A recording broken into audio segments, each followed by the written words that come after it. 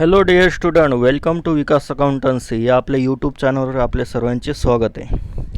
बघा मित्रांनो, आपलं 11चं चाललं आहे अकाउंट सब्जेक्ट. ओके, हे माझं इंट्रोडक्शन या ठिकाणी दिलं आहे. माझा क्लास पुण्यात आहे आणि तुम्हाला जर काही डाऊट असेल तर तुम्ही ह्या नंबरवरती कॉन्टॅक्ट करू शकतात. आणि मी दोघं लँग्वेजमध्ये शिकवत असतो. एक इंग्लिश मीडियम असतं तुमचं आणि एक मराठी मीडियम असतं अकाउंटचा सब्जेक्ट. क्लिअर आहे? तर आपला आता इथे चॅप्टर नंबर 1 चालला आहे. बट याचा अगोदरचे मी जवळपास एका चॅप्टरचे 3 पार्ट केले आहेत, कारण की फर्स्ट चॅप्टर हा पूर्ण बेसिक कन्सेप्टवरती डिपेंड आहे. क्लिअर? जोवर तुमचे बेसिक कन्सेप्ट क्लिअर होत नाही तोवर तुम्हाला अकाउंटची जी लँग्वेज आहे ती व्यवस्थित कळणार नाही. तर हा चालला आहे आता पार्ट नंबर 4. तर तुम्ही व्यवस्थित लक्ष द्यायचं आहे.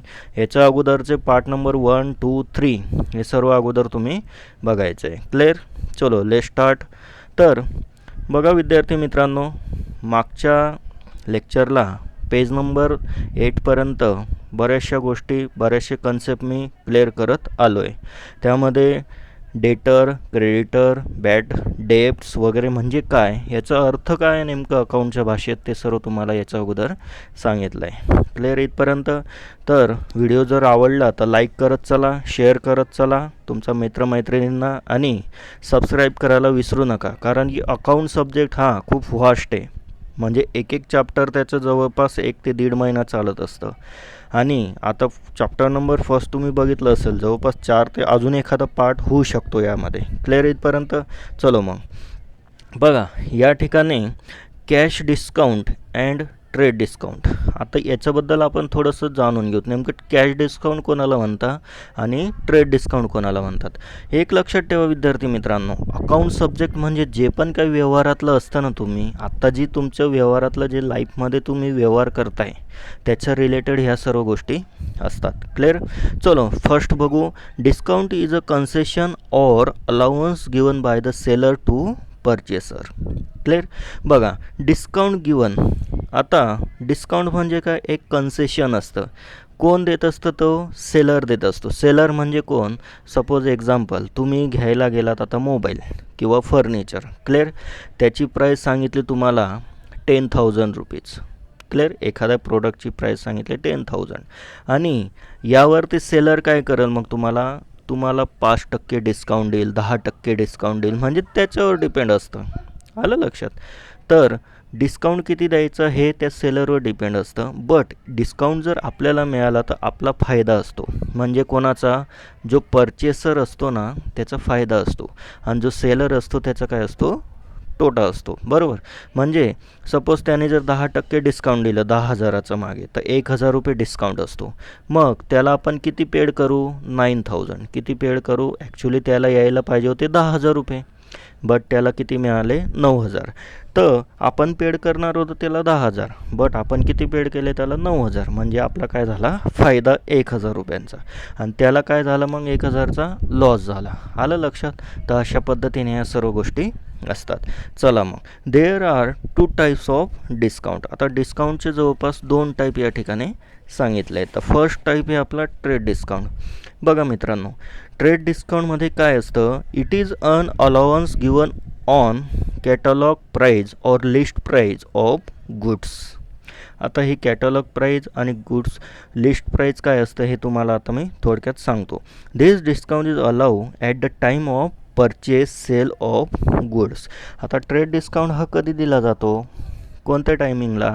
At a time of purchase and sale. आता परचेस म्हणजे काय? परचेस म्हणजे विकत घेणे. आलं लक्षात? म्हणजे विकत आणणे. परचेस म्हणजे काय? वस्तू घेणे. क्लिअर? आता तुम्ही भाजी मार्केटला गेलात, तुम्ही काय घेतलं? व्हेजिटेबल घेतलं. ते काय करताय? तुम्ही परचेस करताय. ओके. नंतर ट्रेड डिस्काउंट कशावर मिळतो? सेल म्हणजे काय? विक्रीवरती. ओके. गुड्स म्हणजे कुठलीही वस्तू असू शकते. आता मागच्या लेक्चरला मी तुम्हाला सांगितलं गुड्स. आता मेडिकलवाल्याचं गुड्स काय असतं? त्याच्या दुकानात ठेवलेल्या सर्व गोळ्या औषधे हे काय असतं? त्याचं गुड्स असतं. क्लिअर? त्यानंतर एखादं किराण्याचं दुकान असेल तर त्याचं गुड्स काय असेल मग मित्रांनो? त्या किराण्यामध्ये जे पण काही असेल, तेल असेल, साखर असेल, जे पण काय वस्तू असतील ते त्याचं काय झालं? गुड्स. त्याचप्रमाणे आता माझं काय आहे? कॉम्प्युटर इन्स्टिट्यूट आहे. ओके, तर माझं जे पण काय असेल वस्तू गुड्स ती काय असेल माझे सर्व कॉम्प्युटर्स वगैरे वगैरे सर्व ते असतील. हाच गुड्स काय असतो मग एक प्रकारे ॲसेट असते, त्यालाच काय म्हणतो आपण स्टॉक.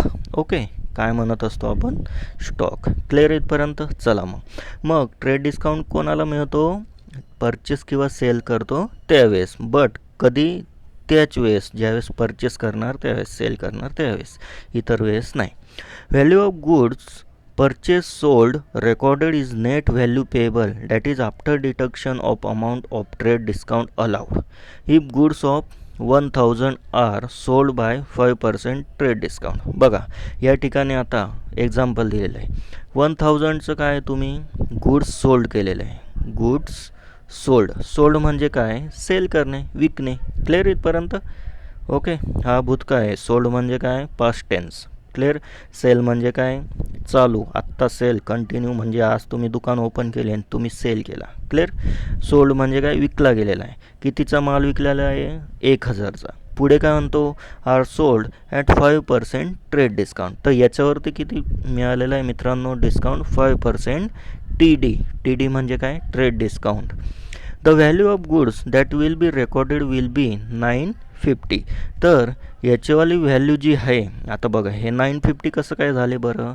आता यापुढे जे आहे आपण ते ट्रेड डिस्काउंट वगैरे कसं काढतो ते सर्व शिकणारच आहेत. हे आता थोडक्यात सांगतो मी तुम्हाला. बघा कितीचा माल विकला तुम्ही, 1000चा, इंटू किती पर्सेंट आहे आपल्याला डिस्काउंट मिळाला, ट्रेड डिस्काउंट 5%, आणि पर्सेंटेज करण्यासाठी अपॉन 100 म्हणजे भागिले 100 करावे लागतं. ओके, मग हे 0 कट, हा एक 0 कट, हा एक 0 कट, हा एक 0 कट. ओके, मग काय उरलं मित्रांनो, 10 गुणिले 5 बरोबर 10 पाचे 50. किती आलं मग आपलं आन्सर, 50 रुपये काय मिळाला तुम्हाला, ट्रेड डिस्काउंट मिळाला. याचा अर्थ काय असतो, 50 रुपये काय मिळाला तुम्हाला, ट्रेड डिस्काउंट. ओके, मग या ठिकाणी लक्ष द्या, माल कितीचा विकला होता मी, 1000चा, मायनस डिस्काउंट किती आहे, 50, म्हणजे किती रुपीज, फक्त 950 रुपये येतील.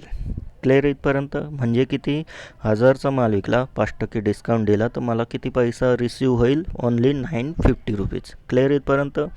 Both by the purchaser and the seller and not 1000, hence trade discount does not appear in the books of account separately. एक लक्षात ठेवा, याचा अर्थ काय, जर ट्रेड डिस्काउंट दिलेला असेल तर तो अकाउंटच्या बुकमध्ये सेपरेटली लिहित नाही, एवढंच लक्षात ठेवा. बट कॅश डिस्काउंट काय असतो, लिहायचा असतो. क्लिअर इथपर्यंत.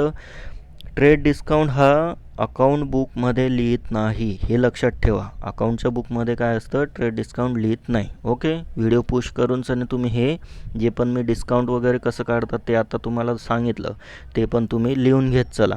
तुम्ही जेवढं लिहिणार, जे जे मेन पॉईंट आहेत ते काय होईल, मग तुम्हाला पुढे ज्यावेळेस प्रॉब्लेम येतील त्यावेळेस तुम्हाला ते विषय समजायला सोपं जाईल. आलं लक्षात. आणि हे सर्व तुम्हाला 11वीला बेस चाललं आहे.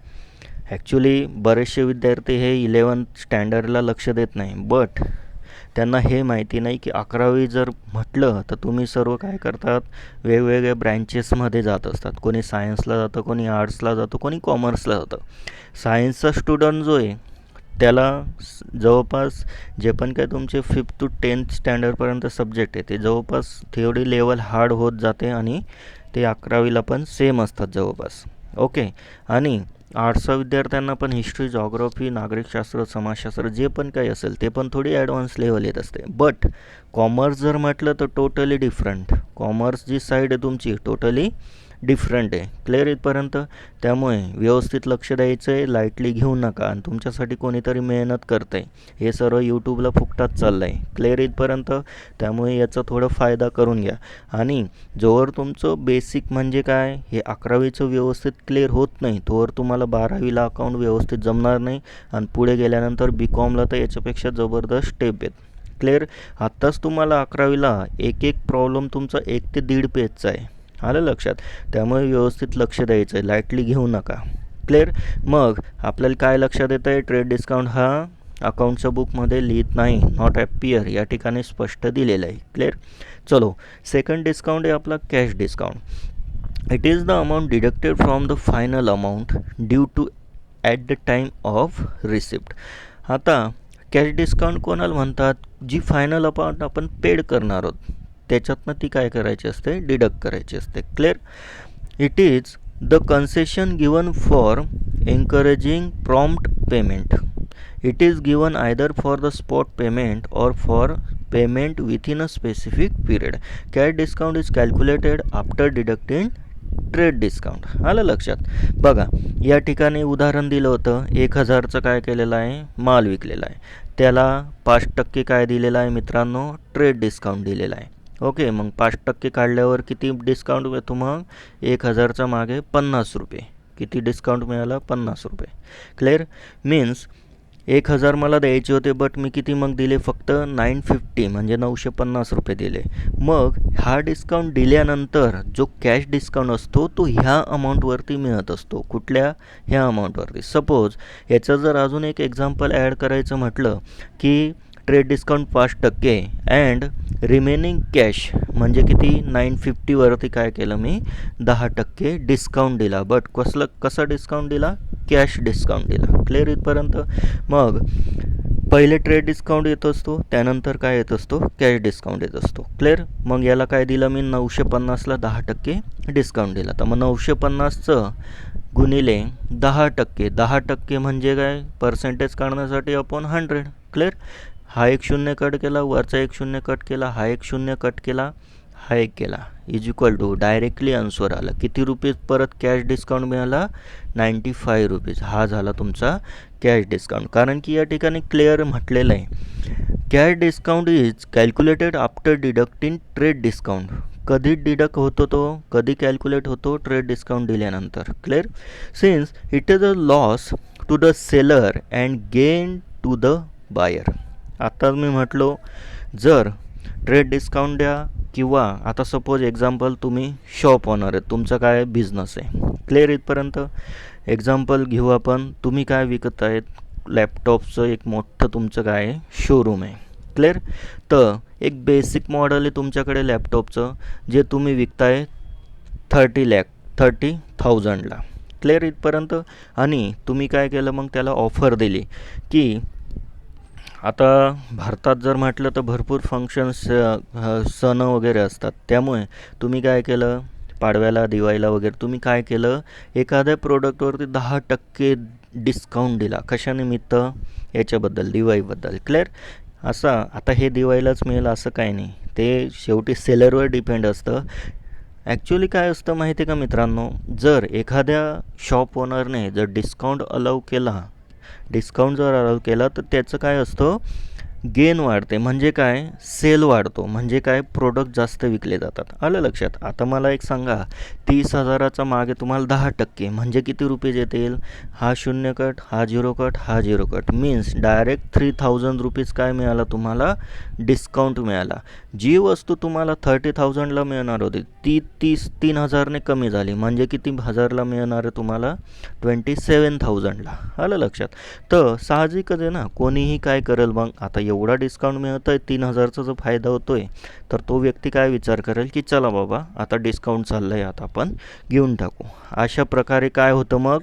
सेलरला तो लॉस होतो आणि बट त्याचा बिझनेस काय असतो? वाढत असतो. म्हणजे गेन होत असतो. ओके, मग याच्या पुढे काय म्हणता येते? Cash discount appear in the books of account. एक लक्षात ठेवा, trade discount is not appear in the books of account. Trade discount is not appear in the books of account, but cash discount is appear in the books of accounts. Clear इथपर्यंत? जर cash discount दिलेला असेल तर काय असतं? तो आपल्याला दाखवायचा असतो. क्लिअर इथपर्यंत? आय होप तुम्हाला जे पण काही मी आत्तापर्यंत सांगितलं ते कळालंच असेल. क्लिअर इथपर्यंत? चला मग याचं पुढे काय म्हणतं आहे बुक ते बघूया. आणि हा लेक्चर लक्षात घ्या, हा लेक्चर चालला आहे 11 स्टँडर्ड. कोणासाठी? 11 स्टँडर्ड. मराठी मीडियम नाही, इंग्लिश मीडियमचा विद्यार्थ्यांसाठी हा लेक्चर चालला आहे. क्लिअर इथपर्यंत? आणि सर्वात महत्त्वाचं, ऑनलाईन क्लासेस स्टार्ट झालेले आहेत. जर कोणाला ऑनलाईन क्लासेस जॉईन करायचे असतील तर या ठिकाणी मी माझा कॉन्टॅक्ट नंबर दिला आहे. ऑनलाईन म्हणजे 50% तुम्हाला काय मिळेल? त्यात डिस्काउंट म्हणजे ऑफ मिळेल. क्लिअर इथपर्यंत 50% कमी फीज लागेल, कारण की ऑनलाईन असल्यामुळे मला काय कोणाला शॉपचं रेंट द्यायचं नाही ना लाईट बिल द्यायचं आहे, फक्त मला नेटचा रिचार्ज किंवा वायफायचा रिचार्ज लागत असतो. त्यामुळे मी काय केलेलं आहे, जे पण काही होतकरू विद्यार्थी आहेत माझे, जे पण काही खेड्यापाड्यातले विद्यार्थी आहेत, ज्यांना पण थोडी इकॉनॉमिकल कंडिशन ज्यांची थोडी वाईट आहे, त्यांच्यासाठी मी हे नवीन सिरीज चालू केले यूट्यूबला. क्लिअर इथपर्यंत. आणि ऑनलाईन जे क्लासेस आहे तुमचेवाले, तुम्ही ह्या नंबरवरती कॉन्टॅक्ट करा, ते कसे होतील ते मी तुम्हाला ते कॉन्टॅक्ट केल्यानंतर सांगाल. बट एक लक्षात ठेवा, 50% ऑफ डायरेक्टली, म्हणजे तुमची ऑफलाईनची जर फीज 5,000 रुपये जर असेल तर ऑनलाईन फक्त तुम्हाला 2,500 रुपयेप्रमाणे मिळेल. क्लिअर आहे इथपर्यंत. मग तुम्ही एकदा कॉल करा, तुम्हाला फीज मी फायनल किती आहे ते आता नाही सांगू शकत, आलं का लक्षात, कारण की याच्या मागे पण मला भरपूर खर्च असतो. क्लिअर इथपर्यंत. त्यामुळे मलाही शेवटी पोट पाण्याचं लावलं आहे. क्लिअर आहे. चला मग पुढे काय म्हणतो आहे, काय डिस्काउंट, ट्रेड डिस्काउंट आलंच असेल लक्षात. आता नेक्स्ट पुढचं आहे सॉल्व्हेंट अँड इनसॉल्व्हेंट. हे एक लक्षात ठेवा मित्रांनो, सॉल्व्हेंट अँड इनसॉल्व्हेंट एकदम सोप्या भाषेत सांगतो. सॉल्व्हेंट मीन्स काय, जो व्यक्ती काय असतो, जो व्यक्ती 10,000 रुपये कमवत असेल मंथली, सॉल्व्हेंटबद्दल सांगतो आहे ना एकदम सोप्या भाषेत. एक व्यक्ती काय आहे, 10,000 रुपीज पर मंथ काय करतो आहे, तो कमवतो आहे पर मंथ. क्लिअर इथपर्यंत. आणि त्याचा सर्व खर्च वगैरे जाऊन 8,000 रुपये त्याचा काय होतो आहे, सर्व खर्च होते मंथली. किती, 8,000 रुपीज. हा साला टोटल एक्सपेन्स. जर त्याचं स्वतःचं घर असेल तर नो प्रॉब्लेम, स्वतःचं नसेल तर नो प्रॉब्लेम. एक जस्ट एक्झाम्पल देतो आहे मित्रांनो. 10,000 पर मंथ त्याचं इन्कम आहे, 8,000 रुपये काय झालं त्याचंवाला टोटल खर्च झाला. तर याचं बॅलन्स किती राहिला मित्रांनो, याचं बॅलन्स राहिला जवळपास 2,000 रुपीज. किती राहिला मग याचं बॅलन्स, 2,000 रुपीज. क्लिअर आहे. मीन्स आता मला सांगा, इन्कम होती 10,000, एक्सपेन्स झाला त्याचं 8,000 आणि त्याच्याकडे किती बॅलन्स राहिला, 2,000. मीन्स हा व्यक्ती काय झाला, सॉल्व्हंट झाला. क्लिअर आलं का लक्षात. सॉल्व्हंट इनसॉल्व्हंट याच्यातला एक बेसिक फरक काय माहिती आहे का. सॉल्व्हंट म्हणजे जो पण काय त्याचा मंथली इन्कम येते, जी पण काय त्याची डेली इन्कम येते, जी पण काय त्याची इयरली इन्कम येते, तेवढ्या याच्यात तो काय करतो आहे, बिना कर्ज घेता तो व्यवस्थित लाईफ जगतो आहे. क्लिअर इथपर्यंत. या ठिकाणी उदाहरण दिलं मी तुम्हाला. 10,000 per month, expense is 8,000, expense means खर्च, and 2,000 is balance amount. Clear. 2,000 is balance amount. Clear. हे झालं सॉल्व्हंटचं उदाहरण. परत एक सॉल्व्हंटचं उदाहरण देतो मी तुम्हाला. एका व्यक्तीला आहे per month payment 10,000 rupees and त्याचं एक्सपेन्स आहे मित्रांनो, त्याचं एक्सपेन्स आहे 10,000 रुपीज. किती आहे त्याचं एक्सपेन्स, 10,000 रुपीज. क्लिअर. मग आता या ठिकाणी तुम्हाला क्वेश्चन पडला असेल, सर त्याचं इन्कम आहे 10,000 रुपये, त्याचा एक्सपेन्स पण किती आहे, 10,000 रुपीज.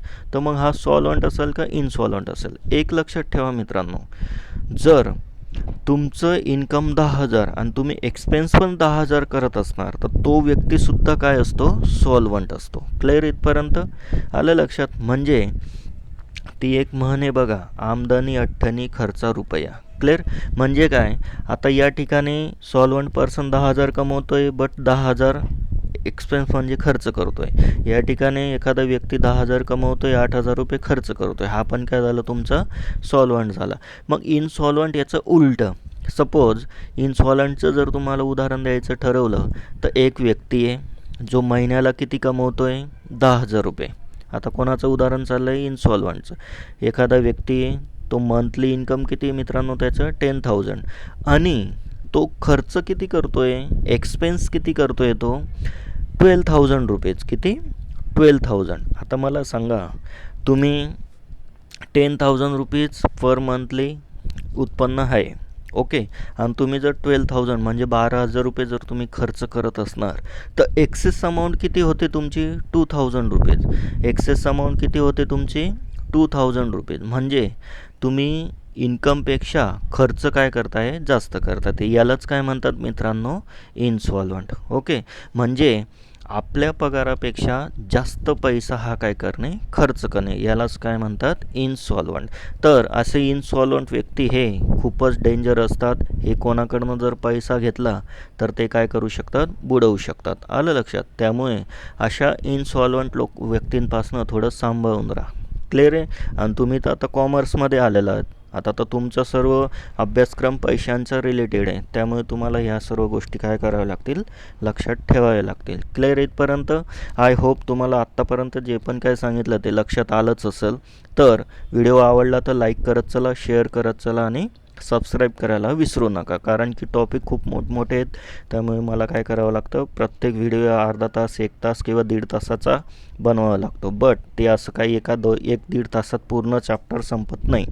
एक चॅप्टरला जवळपास 5 ते 6 तास लागतात फक्त थेअरी असेल तर. आणि जर प्रॉब्लेम्स असतील तर एकच प्रॉब्लेम तुमचा 1 तासात होत असतो. अकाउंटचं हे व्हास्ट सिलेबस आहे, तुम्हाला याच्या अगोदरच सांगितलं. चला मग बुकप्रमाणे काय म्हणतोय solvent, if a person assets are more than his liability. चला मग आता ॲसेट आणि लायबिलिटीबद्दल तर सांगितलंच आहे.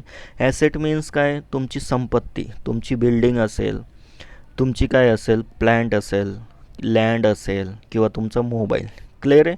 तर ॲसेट आर मोर म्हणजे काय, जास्त. कोणापेक्षा जास्त, लायबिलिटीजपेक्षा. कोणापेक्षा, लायबिलिटीजपेक्षा. आणि लायबिलिटीज म्हणजे मी तुम्हाला सांगितलं याच्या अगोदर. लायबिलिटीज म्हणजे काय असतं, आपलं देणं असतं. देणं म्हणजे काय असतं, कर्ज असतं. ओके. मग आता मला सांगा मित्रांनो, ॲसेट तुमच्याकडे किती आहे. ॲसेट सपोज एक्झाम्पलसाठी 1,00,000 रुपये तुमच्याकडे ॲसेट. किती, 1,00,000 रुपीज. ओके. आणि तुमची लायबिलिटीज किती आहे, 80,000 रुपीज. किती आहे, 80,000 म्हणजे 80,000 रुपये तुमची liability. Means you are the solvent person. Okay. Clear इथपर्यंत? तुम्ही काय आहेत मग, सॉल्वंट आहेत. कारण की ॲसेट ही काय तुमची जास्त आहे आणि लायबिलिटी काय आहे, कमी. बरोबर आहे ना. 1,00,000 तुमच्याकडे काय आहे, asset, and 80,000 is liabilities. So asset is more. Clear इथपर्यंत?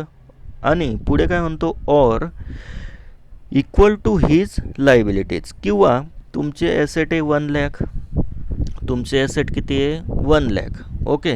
आणि तुमची लायबिलिटीज पण किती आहे, 1,00,000 रुपीज. तरी तुम्ही काय असणार, सॉल्वंट पर्सन असणार. क्लिअर इथपर्यंत? तरी तुम्ही काय असणार, सॉल्वंट पर्सन. क्लिअर? मग he is called as solvent person. Solvent person is financial sound and he is in a position to pay off all his debts. Debts म्हणजे काय, आता बॅड डेब्ट्सबद्दल तुम्हाला सांगितलंच. ओके. जो पण काय त्याच्यावरती कर्ज असेल तो काय करू शकतो, त्यातनं तो पेड करू शकतो. सपोज आता माझा बिझनेस आहे, माझी ॲसेट किती, 1,00,000 आणि मी कर्ज किती घेतलेलं आहे, 1,00,000. ओके.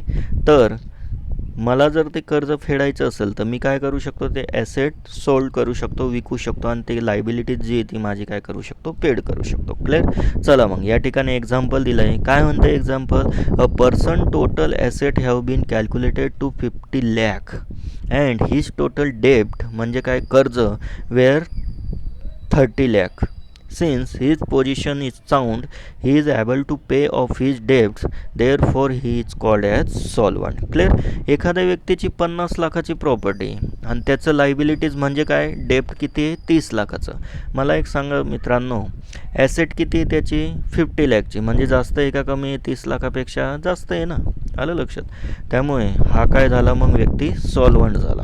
क्लिअर इथपर्यंत? आय होप तुम्हाला सॉल्वंटबद्दल कळालंच असेल. मग त्याचं उलटं करून घ्या, इनसॉल्वंट. ओके. इनसॉल्वंट काय म्हणतो मग, a person hood liabilities are more than his assets. आता बघा, सॉल्वंटचं काय होतं, ॲसेट जास्त, आणि इनसॉल्वंटचं काय होईल मग. आता बघा इथे काय आहे, ॲसेट, इथे काय येणार, ॲसेट. क्लिअर? आणि इथे काय येणार, लायबिलिटीज, इथे काय येणार, लायबिलिटीज. इथे मी शॉर्टमध्ये लिहितो, इथे झाले लायबिलिटी. बट इथे काय, ॲसेट काय तुमची कमी आहे, मीन्स काय, लायबिलिटीपेक्षा कमी आहे, आणि लायबिलिटी काय तुमची जास्त आहे. कोणापेक्षा, ॲसेटपेक्षा. तर हा व्यक्ती काय असेल मित्रांनो, इनसॉल्वंट. एक्झाम्पलवरनं तुम्हाला जास्त क्लिअर होईल. A person total asset or property have been calculated 20 lakh and his total debt म्हणजे लायबिलिटी वेअर 50 lakh. आता मला सांगा मित्रांनो, तुमची ॲसेट हे टोटल 20,00,000. ओके, किती? 20,00,000. इथे शॉर्टकट लिहितो मी जरा. एक लक्षात ठेवा, आता तुम्हाला 20,00,000चं उदाहरण देऊ द्या की 20,000चं देऊ द्या, शेवटी काय सर्व तुम्हाला समजणं महत्त्वाचं आहे. आता सपोज एखादं एक्झाम्पल, तुमची किती आहे ॲसेट? 20,000ची, आणि तुमची लायबिलिटी किती आहे? 50,000ची. तुमची डेप्ट किती आहे? 50,000ची. मीन्स ॲसेट होते 20ची आणि 50,000ची काय लायबिलिटी, मीन्स 30,000 काय जास्त तुमची डेप्ट आहे, म्हणजे काय आहे? लायबिलिटी. म्हणजेच हा काय झाला मित्रांनो? तुमचा इनसॉल्वंट. क्लिअर इथपर्यंत? आय होप तुम्हाला कळलंच असेल सॉल्वंट अँड इनसॉल्वंट याच्यातला डिफरंट. तर तुम्ही हे एवढं काय करायचं, तुमच्या नोटबुकमध्ये नोट डाऊन करून घ्यायचं आहे. कुठलं हे बघा, एक लक्षात ठेवा, हे सर्व गोष्टी लिहित बसायच्या नाही. ॲक्च्युली तुमच्याकडे बुकमध्ये सर्व गोष्टी दिलेल्या आहेत, जास्त वही भरण्यात पण अर्थ नाही. ते लिहिण्यापेक्षा जर तुम्ही ते रिव्हिजनला जर जास्त वेळ दिला तर ते बेटर तुम्हाला अंडरस्टँड होईल. क्लिअर इथपर्यंत? तर जे जे महत्त्वाचे आहे ते मी तुम्हाला सांगत असतो. हे एवढं लिहायचं आहे, हे एवढं लिहायचं आहे, आणि याच्यातलं काय लिहायचं आहे तुम्ही? एक्झाम्पल. म्हणजे याच्यावरनं लवकर कळतं की नेमकं काय आहे त्यामध्ये. आलं लक्षात? क्लिअर? चला मग नेक्स्ट, अकाउंटिंग इयर. मागच्या लेक्चरला सांगितलं मी तुम्हाला, अकाउंटिंग इयर कधीचं असतं? 31 मार्च असतं नाही, 1 जानेवारी असतं, तो 31 डिसेंबर असतं नाही. Accounting year is a total different date. Clear इथपर्यंत? तर काय डेट असते बघा, अकाउंटिंग इयरमध्ये फर्स्ट अपॉन 12 मंथ असतात. किती मंथ असतात? 12 मंथ. यस सर, आम्हाला तर माहिती आहे, एका वर्षात 12 महिने असतात. बट एक लक्षात ठेवा मित्रांनो, आपलं इयर कधी स्टार्ट होतं? 1 जानेवारी. आता काही विद्यार्थी म्हणतील की नाही आम्ही मराठी आहेत, आमचं फर्स्ट इयर पाडव्यानंतर चालू होतं. अरे बाबा, ह्या सर्व गोष्टी वेगळ्या आहेत. कारण की जी तुम्ही तारीख पकडताय, जी तुम्ही डेट पकडताय ना, ती ऑल ओव्हर वर्ल्डला पण ती ॲग्री पाहिजे, सायंटिफिकली पाहिजे. त्यामुळे अकाउंटिंग इयरची जी डेट आहे तुमची, ती कधीची असते? 1 एप्रिलची असते. कधीची असते? 1 एप्रिल. मग एनी इयर. ओके, तर एक्झाम्पल जर मी दिलं तर 1 एप्रिल 2020 ही झाली अकाउंटिंगची स्टार्टिंग डेट. ओके, तर मग कधी संपल ती? 1 एप्रिल 2022 31 मार्च. ओके, 31 मार्च 2020 का? नाही. तर कधी संपल ती? 2021. ओके, तर तुम्ही जर या ठिकाणी कॅल्क्युलेशन केलं ना मित्रांनो, तर बरोबर किती मंथ होत आहेत एका वर्षामध्ये?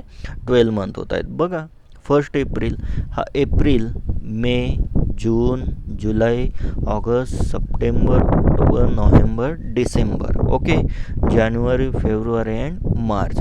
1 2 3 4 5 6 7 8 9 10 11 12 झाले का? 12 मंथ. आलं लक्षात? तर अशा पद्धतीने हे सर्व अकाउंटिंग इयर असतं. दिस इज व्हेरी व्हेरी इम्पॉर्टंट. आणि तुम्हाला एका मार्काला हा क्वेश्चन येऊ शकतो की तुमचं अकाउंटिंग इयर कधी असतं, कधी स्टार्ट होतं आणि कधी एंड होतं. तर स्टार्ट कधी होतं? 1 एप्रिल कुठलंही वर्ष. Okay, 31 March next year. Okay, इथे 20 असेल तर 21, इथे 21 असेल तर इथे 22, इथे 15 असेल तर इथे 16. अशा पद्धतीने तुमचं चालत असतं. आणि तुम्ही ज्यावेळेस कुठल्याही कॉलेजला किंवा तुम्ही स्कूलला ज्यावेळेस ॲडमिशन घेतात त्या ठिकाणी असं दिलेलं नसतं. आता सपोज हे कुठलं चाललं आहे तुमचं? 2022 चाललं आहे. तर जे पण काही ॲडमिशन होईल ते 22-23साठी लिहिलेलं असेल, फक्त 22 लिहिलेलं नसणार. आलं लक्षात? चलो मग काय म्हणतोय book? It is the period of 12 months for which account are maintain and close by the proprietor. Proprietor म्हणजे काय? मालक. मागच्या वेळेस सांगितलं. Earlier the proprietor were following any accounting year that is calendar year or financial year or any other year per tradition. But now for income tax purpose an accounting year start 1 April and 31 March. आता बघा, एक लक्षात ठेवा, तुम्ही accounting year start आणि end तुमच्या पद्धतीने करू शकतात. बट इन्कम टॅक्स जे पण आपण पेड करणार असतो ते कधी स्टार्ट होतं? मग त्यांच्या म्हणण्याप्रमाणे 1 एप्रिल आणि कधी एंड होत असतं? 31 मार्च. त्यामुळे तुम्ही कुठलंही इयर पकडून चालणार नाही. तर त्याच इन्कम टॅक्सच्या सोयीसाठी सर्व ऑल ओव्हर वर्ल्डमध्ये काय असतं, 1 एप्रिलला अकाउंटिंग इयर स्टार्ट करताना 31 मार्चला एंड करत असतात. At the end of accounting year proprietor has to prepare trading account, profit and loss account and balance sheet to find out the financial position of the business. Okay, तर जो पण काही मालक आहे तो काय करतो, प्रॉफिट झाला किंवा मला बिझनेसमध्ये लॉस झाला, आलं का लक्षात, ते कधी प्रिपेअर करतो, मग तो 31 मार्चला. आलं लक्षात. आणि बॅलन्स शीटमध्ये काय कळतं त्याला, ॲसेट किती आहे, त्याच्याकडे काय आहे ॲसेट म्हणजे काय, संपत्ती किती आहे, आणि लायबिलिटीज किती आहे, यावरनं काय कळतं त्याला, हे कळत असतं. बॅलन्स शीटवरून त्याला ह्या गोष्टी कळत असतात. आता तुम्हाला हे तिघं अकाउंट काय आहेत पुढे शिकायचे आहेत. ओके, आता एकच लक्षात ठेवा की त्याला जर अकाउंट ठेवलं तर काय कळत असतं, फायनान्शियल पोझिशन कळत असतं की माझ्याकडे पैसा किती राहिला, प्रॉफिट झाला किंवा लॉस झाला बिझनेसमध्ये, हे सर्व काय कळत असतं, हे अकाउंट ठेवल्यामुळे कळत असतं. क्लिअर इथपर्यंत. चला नेक्स्ट पुढे काय म्हणतोय, trading concern and not for profit concern. This is very important. आता नॉट फॉर प्रॉफिट कन्सर्न हा पण एक वेगळा टॉपिक आहे आणि ट्रेडिंग कन्सर्न हा पण एक वेगळा टॉपिक आहे. क्लिअर. मग ट्रेडिंग कन्सर्नमध्ये काय म्हणतोय, a business concern establish with a object of earning profit by selling goods is known as trading concern. हे काय करायचं मित्रांनो, तुम्हाला लिहून घ्यायचं आहे. ट्रेडिंग कन्सर्न म्हणजे काय, जे पण तुम्हाला दुकानं दिसत आहेत ना, हे सर्व ट्रेडिंग कन्सर्न आहे. एक्झाम्पल, तुम्ही सायकलच्या दुकानात गेले, तो काय करतोय, ट्रेड करतोय. म्हणजे काय, सायकल विकतोय. तुम्ही सायकल परचेस केली, त्याने ती सायकल विकली, त्याने 10,000ला सायकल आणली असेल तर तुम्हाला 12,000ला विकेल. मीन्स काय, त्याचावाला मेन ऑब्जेक्ट काय आहे, अर्निंग प्रॉफिट. बरोबर ना. कोणीही बिझनेस कशासाठी करतो, प्रॉफिटसाठीच करतं. कोणी लॉससाठी करतं का, ओके. कोणी बिझनेस कशासाठी करतं, समाजसेवेसाठी पण करतं. त्यालाच काय म्हणतात, नॉट फॉर प्रॉफिट कन्सर्न. आलं लक्षात. म्हणजे एकदम कमी पैशामध्ये काय करू शकता तुम्ही, तिथे कुठलीही तुमची सेवा करून घेऊ शकतात. जसं सपोज एक्झाम्पल, आता पुण्यात DY पाटील कॉलेज आहे. ओके, तिथे जर तुम्हाला एखादं काही जर झालं, तुमची तब्येत बिघडली, तर एकदम क्षुल्लक पैशांमध्ये काय करू शकतात तुम्ही, त्या ठिकाणी इलाज करू शकतात. सेकंड एक्झाम्पल द्यायचं, शिर्डीला साईबाबा संस्थान आहे. क्लिअर. शिर्डीला काय तुमचं साईबाबा संस्थान आहे. त्या ठिकाणी पण तुम्ही एकदम कमी पैसे देऊन तुमचा कुठलाही मोठातला मोठा आजार काय करू शकतात, त्यावरती इलाज करू शकतात. तर यालाच काय म्हणतात, नॉट फॉर प्रॉफिट कन्सर्न. आणि ट्रेडिंग कन्सर्न कोणाला म्हणतात, जिथे काय होतं, तिथे ऑब्जेक्ट काय असतो, अर्निंग प्रॉफिट. म्हणजे त्यांचा मेन मोटिव्ह काय असतो, प्रॉफिट कमवणे. क्लिअर. आलं याच्यातला दोघांमधला डिफरंट. मग profit by selling goods is known as trading concern. It is also called as commercial organization or profit making organization. त्यालाच काय म्हणतात, commercial organization and profit making organization. Clear. तर तुम्ही हे ट्रेडिंग कन्सर्न लिहून घ्यायचे. त्यानंतर मी आत्ता सांगितलं नॉट फॉर प्रॉफिट कन्सर्नचं एक दिलं, साईबाबा संस्थानचं हॉस्पिटलचं दिलं. दुसरं दिलं तुम्हाला DY पाटील कॉलेज पुण्यातलं दिलं, ससून हॉस्पिटल दिलं पुण्यातलं, जे गव्हर्नमेंटचं आहे. तिथेही खूप कमी पैसा लागतो आणि काय होत असतं, तुमचा इलाज होत असतो. तर हे सर्व काय तुमचे नॉट फॉर प्रॉफिट कन्सर्न. एक सोपं लक्षात ठेवा, जे NGOज असतात ना मित्रांनो, जे NGOज असतात, जे समाजसेवेसाठी कामं करतात, जे गरिबांना मदत करतात, ते कुठे येत असतात, सर्व नॉट फॉर प्रॉफिट कन्सर्नमध्ये येत असतात. It is an organization not establish for making profit but rendering services. बघा या ठिकाणी स्पष्ट म्हटलेलं आहे, rendering services to the society. म्हणजे जे पण काही समाजातले जे पण काही व्यक्ती असतील त्यांना काय करतो, ते सेवा देत असतात. आलं लक्षात. आणि याचं काय आहे, नॉट प्रॉफिट मेकिंग. क्लिअर आहे. इथे नॉट लिहिलेलं आहे, not making profit. Not for profit कन्सर्नमध्ये त्याचा अर्थच दडलेला आहे. ते काय असतात, प्रॉफिट कमावण्यासाठी नसतात. ओके. तर काय देण्यासाठी असतात, सर्व्हिस. कोणासाठी, टू द सोसायटी. म्हणजे जे आपण काही व्यक्ती असणार, ते काय म्हणतो, त्याला आपण सोसायटी म्हणतो, म्हणजे सर्व पब्लिक. क्लिअर. मग an organisation may be form for promoting a useful object like art. कुठे कुठे असतात, art, science, sports, culture, charity and professions etcetera. Example जर द्यायचं म्हटलं तर जे तुमचे स्कूल आहेत, आता बघा तुम्ही प्रायव्हेट स्कूलला गेलात तर तुम्हाला भरगच्च फी द्यावी लागते. जवळपास एक दीड लाख रुपये काय द्यावं लागतं तुम्हाला, तिथे फीज द्यायची असते.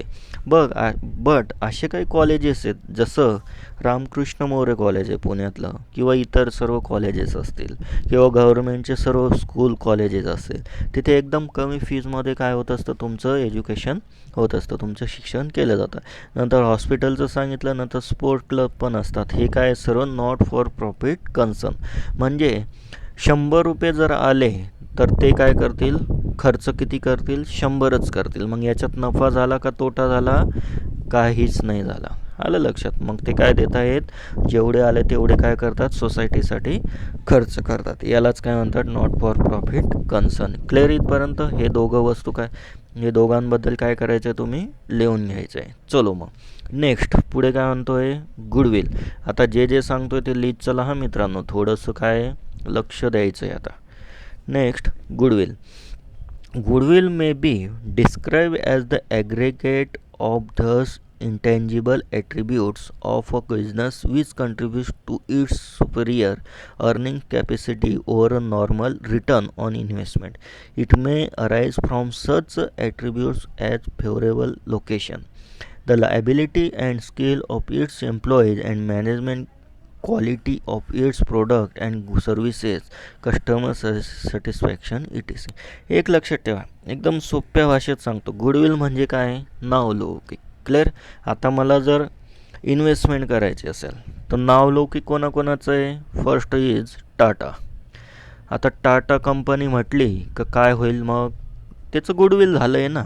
आता मला जर एखादी कार घ्यायची, मार्केटला नवीन कंपनी आली, बट नवीन कंपनीची कार एका साईडला थांबवली आणि टाटाची कार तुम्ही दुसऱ्या साईडला ठेवली, तर तुमचा ट्रस्ट कोणावर होईल, टाटाच्या याच्यावर, टाटाच्या कारवर. कारण की त्याचं काय झालेलं आहे, गुडविल झालं आहे, म्हणजे थोडं नाव झालेलं आहे. त्यानंतर जर अजून दुसरं उदाहरण द्यायचं ठरवलं, सपोज एक्झाम्पल मला काय घ्यायची आहे, बाईक. ओके. आता बाईकमध्ये भरपूर वेगवेगळे कंपन्या आहेत. बजाज झालं, हिरो झाले, होंडा झाले, यामाहा झाले, हे सर्व काय आहेत, बाईकच्या कंपन्या आहेत. क्लिअर. बट यांच्या व्यतिरिक्त जर एखादी नवीन कंपनी आली, किंवा यापैकीच जर मी बाईक घ्यायचं ठरवलं, तर सर्वात जास्त गुडविल कोणाचं आहे, आत्ताचं याला होंडाचं आहे, असं आपण गृहीत धरू. ओके. तर माझं मेन फोकस कशावर राहील, मग होंडाची बाईक घेण्यावर. मग मी काय करेल, आता होंडाची जर बाईक घ्यायची असेल तर 2-5 हजार रुपये जास्त जरी द्यावे लागले तरी मी जास्त देऊन सण ती वस्तू घेऊ शकतो. यालाच काय म्हणतात मित्रांनो, गुडविल. आलं मग लक्षात. गुडविल म्हणजे काय, नावलौकिक. क्लिअर. नेक्स्ट पुढे, गुडविल इज द रिप्युटेशन, आत्ताच बोललो मी, नावलौकिक of business express in terms of money. जर गुडविल असेल ना तुमचं, तुम्ही जो प्रोडक्ट बनवतायत, तर त्याची जास्त जरी तुम्ही प्राईज लावली तरीसुद्धा ती काय होते, त्या प्राईजला विकत घेण्यासाठी लोक तयार असतात. म्हणजे ते काय होते, मनीमध्ये वाढ होते. Clear. Goodwill is a intangible asset. आता टँजिबल आणि इनटँजिबल हे पुढे येणारच आहे, त्यावेळेस तुम्हाला सांगल. ओके. फक्त गुडविल एक लक्षात ठेवा, नावलौकिक, आणि त्या ठिकाणी एक्झाम्पल लिहून घ्या, आत्ता मी तुम्हाला सांगितले ते. क्लिअर. चलो मग नेक्स्ट पुढे काय म्हणतोय बघा, या ठिकाणी दिलं आहे प्रॉफिट ऑर लॉस. आत्ता केव्हाचं बघतो जे आपण, अकाउंट म्हटलं म्हणजे प्रॉफिट आणि लॉस काढण्यासाठी ह्या सर्व गोष्टी सर्व चालत असतात. आलं लक्षात. आता तुम्ही बिझनेस करताय तर तुम्हाला कळायलाच पाहिजे ना, मला प्रॉफिट होतो आहे किंवा लॉस होतो आहे, ते तर कळायला पाहिजे. जर तुम्ही ते प्रॉफिट किंवा लॉस झाला किंवा नाही ते जर तुम्हाला कळालंच नाही, तर तुमचं बिझनेसची पोझिशन कशी, फायनान्शियल कंडिशन कशी, तुमची स्ट्रेंथ किती आहे बिझनेसची, हे तुम्हाला काहीही कळणार नाही. त्यामुळे प्रॉफिट आणि लॉस हे काढणं खूप महत्त्वाचं असतं. तुम्ही बिझनेस करा म्हणजेच तुम्हाला अकाउंट ठेवणं हे मस्ट आहे, आणि त्याचं प्रॉफिट होतो आहे की लॉस होतो हे कळणं पण मस्ट आहे. क्लिअर. चला मग, प्रॉफिट म्हणजे काय, when the selling price of goods is more than the cost price, it is a profit. Okay. Profit increases the capital of the business. बघा एक लक्षात ठेवा, सेलिंग प्राईज आणि कुठली प्राईज आहे, कॉस्ट प्राईज. एक्झाम्पल हा काय तुमचा मोबाईल आहे. ओके, एक्झाम्पल घेऊ, हा काय तुमचा लॅपटॉप आहे. चलो लॅपटॉपचं उदाहरण घेऊ यावेळेस. लय झालं मोबाईल. तुम्ही परत म्हणणार सर तुम्ही नेहमी मोबाईलचंच उदाहरण देतात. चलो मग आता लॅपटॉपवरती येऊ. हा काय तुमचा लॅपटॉप. ओके, आता जे असेल ते मॉडेल, तुम्हाला कुठलं मॉडेल पकडायचं ते पकडा. आता ह्या लॅपटॉपची प्राईज आहे 50,000 रुपीज. बट 50,000 काय ही सेलिंग प्राईज आहे. काय ही सेलिंग प्राईज. ओके, ही काय आहे तुमची सेलिंग प्राईज, म्हणजे तुम्हाला एवढ्या पैशाला मिळेल. मग याची कॉस्ट प्राईज काय असेल, तर ही कॉस्ट प्राईज जी असेल ही काय असेल, कमी असेल. म्हणजे 50,000च्या कमी म्हणजे किती असेल ती 45,000. तर एक लक्षात ठेवा मित्रांनो, सेलिंग प्राईजपेक्षा कमी काय असते तुमची कॉस्ट प्राईज असते. आणि त्या दोघांमधला डिफरंट जो पण काय असेल तो काय असेल माझा प्रॉफिट. तर मला एक सांगा, हा लॅपटॉप 50,000ला विकला आणि त्याची कॉस्ट प्राईज किती होते 45,000. सो प्रॉफिट किती अर्न झाला मग 5,000. क्लिअर इथपर्यंत. हे जस्ट एक्झाम्पल दिलं मी. 50,000लाच लॅपटॉप येईल किंवा 10,000लाच मोबाईल येईल असं काही नाही. हे सर्व समजण्यासाठी तुम्हाला एक्झाम्पल देणं चालू आहे. क्लिअर. बघा मग या ठिकाणी एक्झाम्पल आहे, if goods are sold for 50,000 and all expenses during the period of amounted to 30,000 then profit is 20,000. आता माझी काय एखादी दुकान आहे, मी सेल कितीचा केला मित्रांनो 50,000चा, अँड माझा सर्व एक्सपेन्स वगैरे सर्व गेला किती 30,000. So I earn profit 20,000. मग मला किती प्रॉफिट झाला 20,000चा. क्लिअर इथपर्यंत. ओके, चला मग ह्याच्या पुढे काय म्हणतो आहे ते बघूया. प्रॉफिट झालं, त्यानंतर नेक्स्ट येतं लॉस. आता प्रॉफिट तर सर्वांनाच आवडतं. बिझनेस टाकला म्हणजे प्रॉफिटच होईल असं नाही. ज्यावेळेस पॅन्डेमिक सिच्युएशन येतात त्यावेळेस काय होत असतात, लॉसेस पण होत असतात. जसं 2019ला आलं तर तुमचा कोरोना, बरेच बिझनेसमॅन हे बर्बाद झाले. आलं का लक्षात. त्यामुळे बिझनेस टाकला आणि प्रॉफिट झाला, ओके, आणि लॉस झाला, तर हे दोघं काय आहेत, एका शिक्क्याचे दोन बाजू आहेत. कधी प्रॉफिट पण होईल, कधी लॉस पण होईल. शेवटी तुमची स्ट्रॅटर्जीवरती डिपेंड आहे की तुम्ही कशा पद्धतीने तो बिझनेस चालवतायत. क्लिअर इथपर्यंत. चला मग प्रॉफिट झाला, आता लॉस त्याच्या एक्झॅक्ट उलट होऊन जाईल. क्लिअर आहे. Loss when cost price of goods more than the selling price it is loss decrease the capital of business. बरोबर आहे. आता बघा, माझी कॉस्ट प्राईज किती आहे, किती कॉस्ट प्राईज 50,000 रुपये. किती आहे 50,000. के म्हणजे काय 1000. ओके, आणि मी सेलिंग कितीला केलं, हे सेलिंग कितीला केलं 40,000ला. ओके, कितीला केलं 40,000ला. आता मला सांगा मित्रांनो, कॉस्ट प्राईज होती 50,000, मी ती विकायला पाहिजे होतं 60,000ला, बट मी ते कितीला विकलं 40,000ला.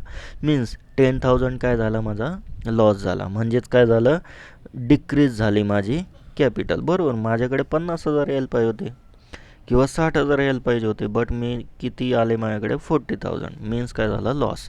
एक्झाम्पल जर द्यायचं म्हटलं, if goods are sold off ₹50,000 and all expenses during period amounted 60,000 then loss will be 10,000. Clear इथपर्यंत. अशा पद्धतीने हे सर्व येत असतं अकाउंटमध्ये. आता लॉस आणि प्रॉफिट काय एवढं कठीण नाही. लहान मुलालाही कळतं की बाबा तुला 10 रुपये दिले आणि तू किती खर्च केले 12 रुपये. काय झालं, तू 2 रुपये जास्त खर्च केले. मग त्या एखाद्याला सांगितलं की तुला मी 10,000चा माल दिला आणि त्याचे तू बनवले 8,000 रुपये, तर तू काय झाला, प्रॉफिट झाला का लॉस, तर लॉस झाला. आलं लक्षात. अशा पद्धतीने या सर्व गोष्टी असतात. चलो next, income. It is revenue arising as a result of business transaction. It is the amount receivable or realized from service provided and earning from interest, dividend, commission, etc. Clear. थोडक्यात सांगतो, इन्कम म्हणजे काय, तुमचा business आहे, तुम्ही काय करतायत, sale करतायत. ओके, सेल केल्यानंतर जे पण काय तुमच्याकडे पैसा येतोय, काय येतोय तुमच्याकडे पैसा, ती काय झाली तुमची इन्कम. प्लस अजून काय मग तुमची इन्कम, इंटरेस्ट. म्हणजे तुम्ही बँकेत पैसा ठेवलेला आहे तर बँक काय करते, तुम्हाला इंटरेस्ट देते. ओके, किंवा जर तुम्ही कोणाला पैसे दिले असतील व्याजाने, ते काय देतात तुम्हाला इंटरेस्ट. क्लिअर. प्लस अजून काय म्हटलेलं आहे, डिव्हिडेंड. डिव्हिडेंड म्हणजे काय, आता मी बँकेत किंवा मी शेअर मार्केटला पैसा गुंतवला आहे, एखादा कंपनीचा शेअर्स घेतला आहे. आता शेअर मार्केट तुम्ही जरा यूट्यूबला सर्च करा, कारण आजकाल प्रत्येकाकडे स्मार्ट मोबाईल आहे आणि तुम्ही BComचे विद्यार्थी असल्यावर तुम्हाला शेअर मार्केटचं नॉलेज असणं खूप मस्ट आहे. ओके, तर डिव्हिडंड म्हणजे काय, मी एखादा शेअर घेतलेला आहे कंपनीचा, एक्झाम्पल टाटा कंपनीचा मी शेअर घेतला आहे. आता कंपनीला जर प्रॉफिट झाला तर काय करते कंपनी, ज्यांनी शेअर घेतलेले आहेत ते काय करतात, ते प्रॉफिट त्या शेअर होल्डरला काय देत असतात. त्यालाच काय म्हणतात मित्रांनो, डिव्हिडंड. क्लिअर. नंतर कमिशन.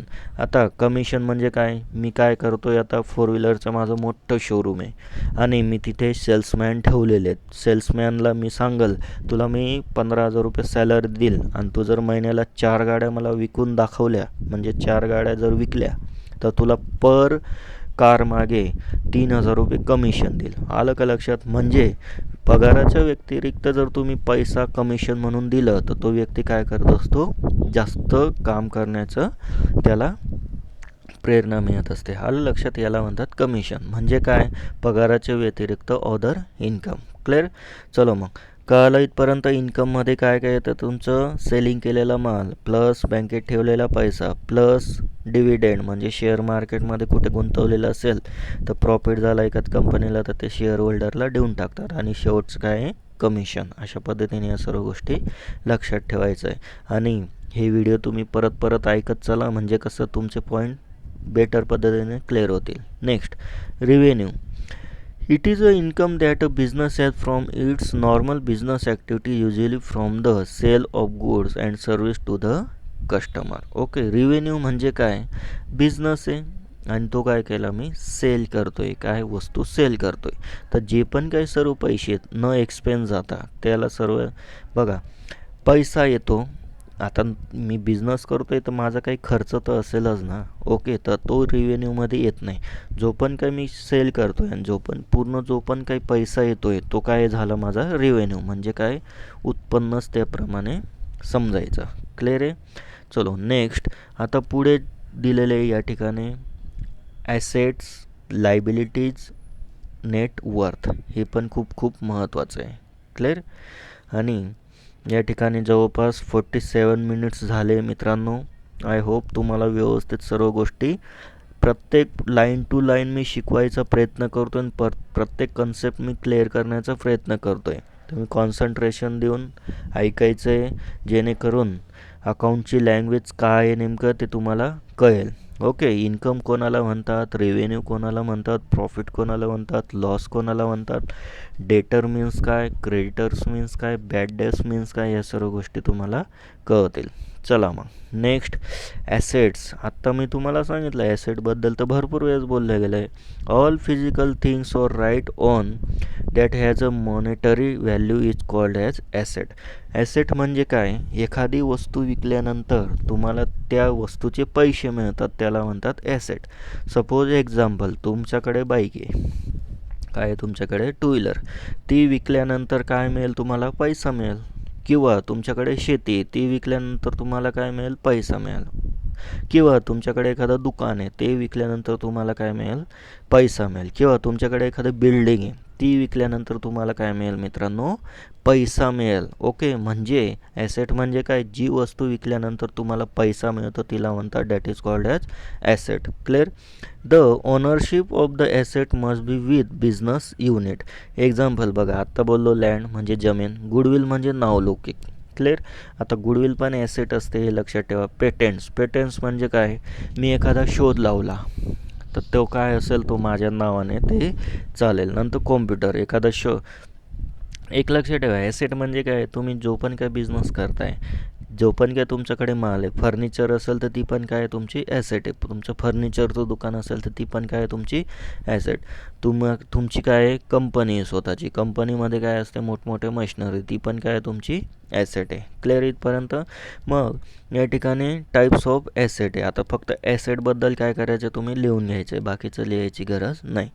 टाईप्स ऑफ ॲसेट, आणि हे जेवढं ब्लॅक याच्यात लिहिलेलं आहे तेवढं तुम्ही काय करायचं आहे, लिहून घ्यायचं आहे, एवढं. ओके, आणि याचे एक्झाम्पल लिहून घ्यायचे आहेत. क्लिअर इथपर्यंत. बघा मग फिक्स ॲसेट, फिक्स म्हणजे याच्यात नावातच अर्थ आहे ना मित्रांनो. फिक्स म्हणजे काय, न हलणारे. फिक्स म्हणजे काय, न हलणारे. आता मला सांगा, माझी जर बिल्डिंग असेल तर ती मी कुठे उचलून कुठे नेऊ शकतो का, नाही नेऊ शकत. आलं का लक्षात. म्हणजे काय, ती फिक्स आहे. म्हणजे लाँग टर्म तिचं काय देऊ शकतो मला, तिचा प्रॉफिट.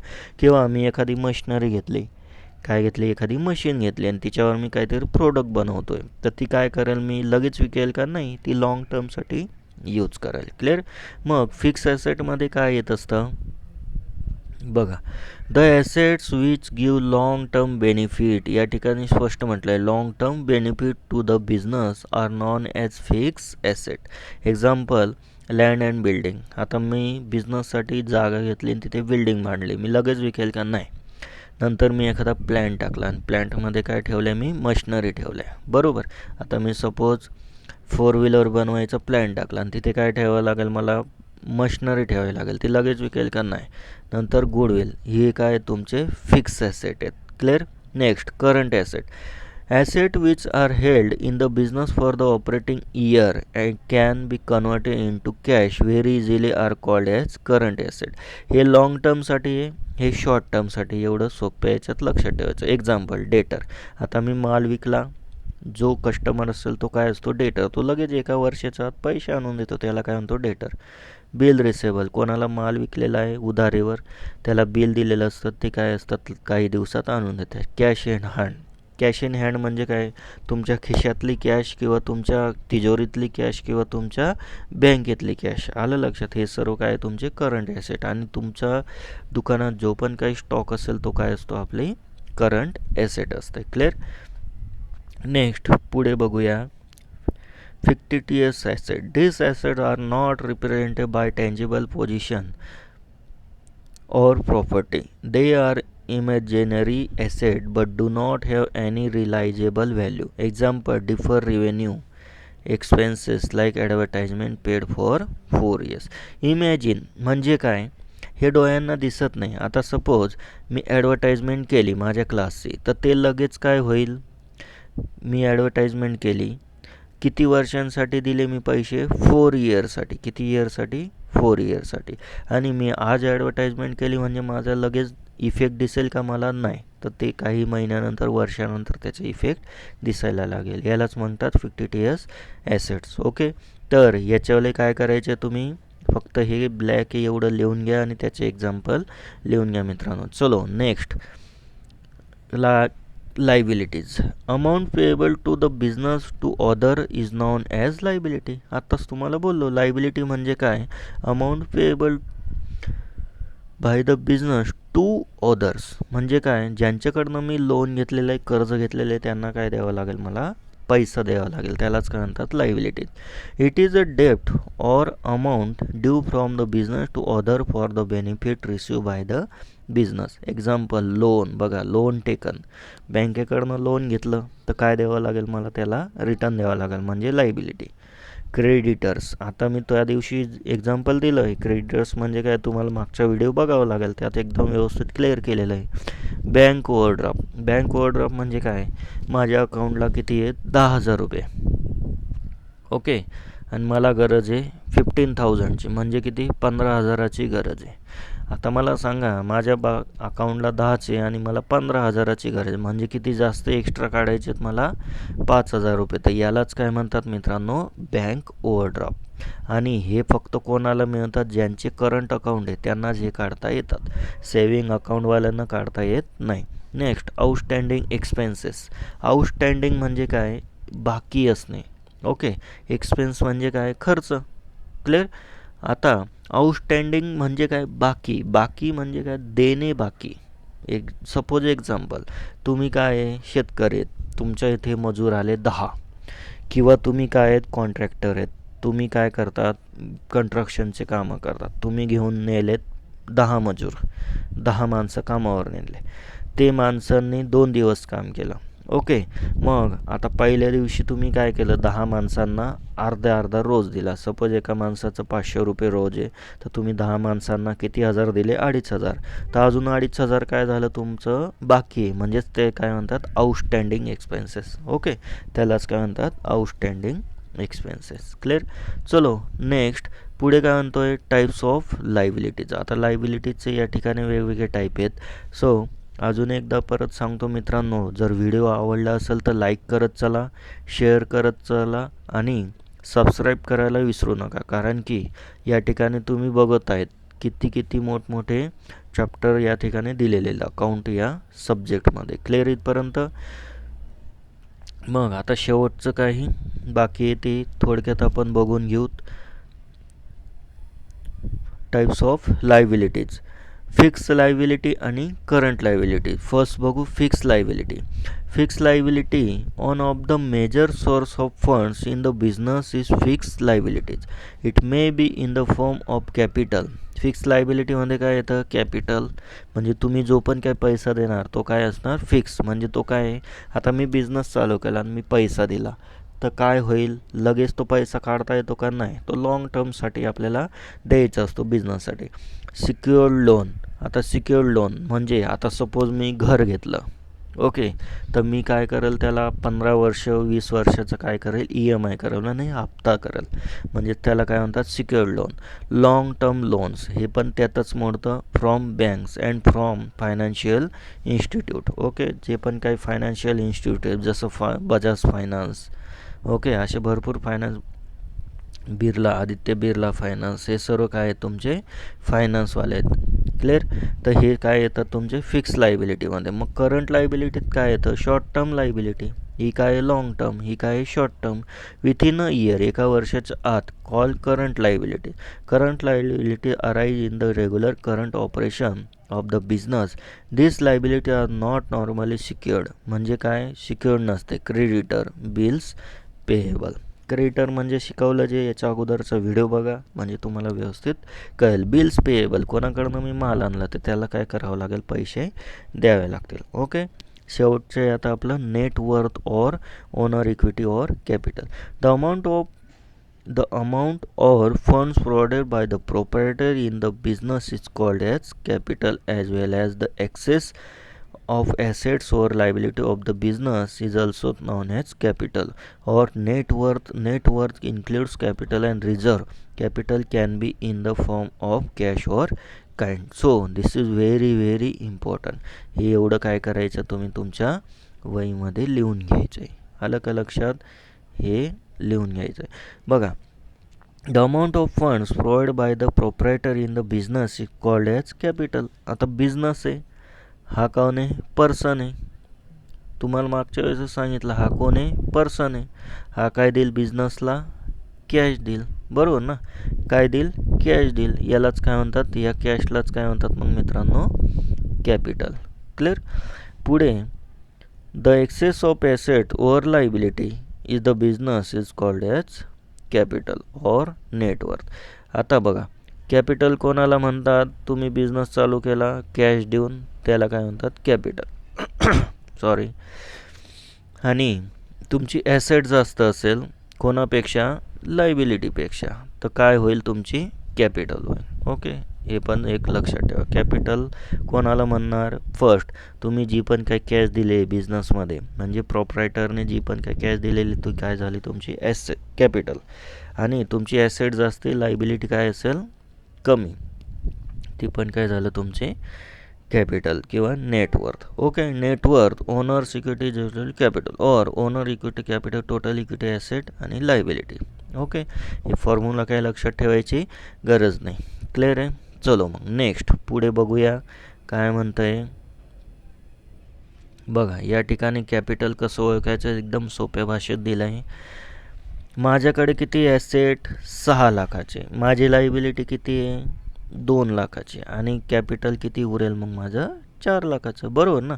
6 लाखातनं 2 लाख गेले, किती उरले, 4 लाख. म्हणजे काय झाली, माझी तेवढी ॲसेट झाली.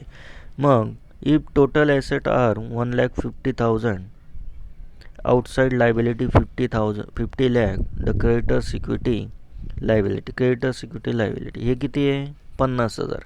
ॲसेट किती आहे, 1.5 लाख. आणि कॅपिटल किती आहे, 1 लाख. आलं लक्षात. म्हणजे माझी लायबिलिटी किती झाली मग, 50,000. म्हणजे इन्सॉल्वंटसारखं झालं. आलं लक्षात. If total asset of the business 5 lakh आणि 2 लाख लायबिलिटीज आहेत. म्हणजे काय झालं बघा, आता ॲसेट किती 5 लाख, लायबिलिटी किती 2 लाख, मग माझे किती उरलं कॅपिटल 3 लाख रुपये. म्हणजे सॉल्वंट झालं हे एक प्रकारे. आलं लक्षात. म्हणजे एक लक्षात ठेवा, हे पण काही एवढं कठीण नाही. माझ्यावाला किती असेल लायबिलिटी 3 लाख आणि माझे ॲसेट असेल 5 लाख, तर काय झालं, माझे 2 लाख रुपये कॅपिटल झालं. क्लिअर. Next contingent liability. आता या ठिकाणी बघा, कॉन्टिंजंट लायबिलिटी म्हणजे काय. A liability which may arise in future depends on happening or non-happening of a certain event is called as contingent liability, as it is not confirm or perfect liability. It does not affect the financial position. याचा financial पोझिशनवर काही affect होत नाही of the business and therefore is not show on the liability side of the balance sheet. आणि balance शीटमध्ये show पण केली जात नाही.